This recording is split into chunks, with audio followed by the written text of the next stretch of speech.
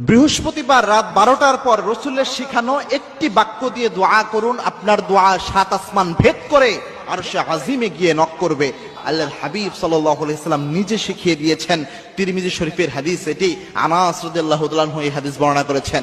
আনাস রাদিয়াল্লাহু তাআলা আনহু বলেন, এক লোক একদিন আল্লাহর হাবিব সাল্লাল্লাহু আলাইহি সাল্লামের পাশে বসে দোয়া করছিলেন, বিশ্বনবী এবং আমি বসা। আল্লাহর হাবিব সাল্লাল্লাহু আলাইহি সাল্লাম বলেন, আনাস, এই লোক দেখো দোয়া করছে। দোয়ার মধ্যে সেই লোক বলছিল, আল্লাহ আমাকে এটা দেন, আমার এই প্রয়োজন পূরণ করেন, আমাকে এই নিয়ামত দান করেন। এইভাবে ওই লোক দোয়া করছিল।